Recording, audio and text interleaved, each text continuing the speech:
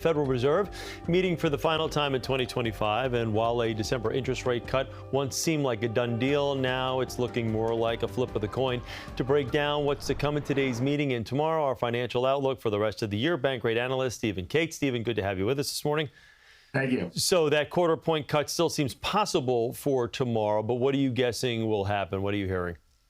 I think it's more than possible. I think it's very likely that it is going to happen. For a while, it was touch and go. You know, there were market odds that were as high as 100%, nearly 100%.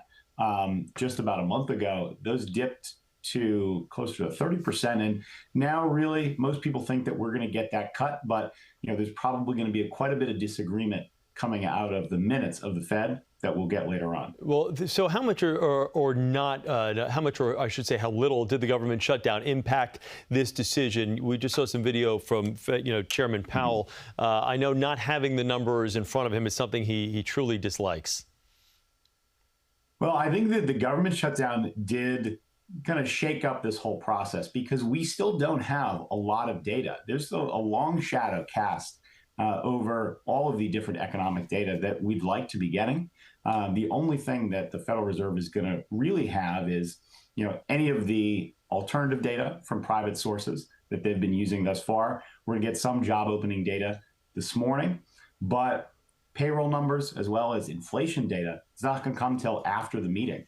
So they're going to do their best they can. Americans are deep into the holiday shopping season, as you know. How will this week's decision impact consumer spending in your estimation? To be honest with you, I don't really think it's going to have much of an impact. Given the amount of traffic that we saw both online and in stores for kind of the Black Friday, Cyber Monday season, I don't think people are really holding back based on what the Federal Reserve is going to do. So let me ask you a quick question. As we end the year here, a prediction about where inflation, unemployment will land at the end of the year. Well, I think that one of the things that will come out today from the Federal Reserve is their predictions. The summary of economic projections is going to be out today, and that's going to give us a better idea of where they think inflation is going to end the year, where unemployment is going to end the year, as well as extend through 2026 and 2027. That's going to be a better estimation given their view and their understanding of the data. The public opinion of where the economy is right now really doesn't jive with what the president's talking about. President quoted last night when asked about the state of the U.S. economy right now, saying it's A+++++. But poll numbers show that the American population basically feels the opposite of that. Costs are still high. Inflation, in most people's estimation, is still too high. Where do you see the economy, where you're sitting right now, the experts that you talk to? The economy is in an unusual place. We have very disagreeable data. We've got great reports on GDP. We have seemingly strong, even inflation-adjusted sales data from retailers and others. But at the same time, we have a slowing job market. We have inflation that's been above the Federal Reserve's target for 5-ish years. We've got a lot of things that people have a right to be a little bit uncomfortable about.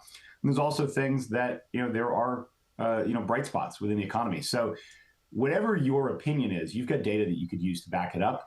And I think ultimately what this boils down to is that the economy is complex. It's confusing, and it's still shaking off some of the dust from the pandemic. We're still normalizing at this point. And so there are pockets of dissatisfaction, and there are pockets of kind of unusual circumstances shaping this economy. It is amazing how it really all comes down to the dinner table, right? Each home is different. Each home has different issues, and the economy affects each home differently. Stephen, thank you very much. We appreciate you taking the time for us. Okay.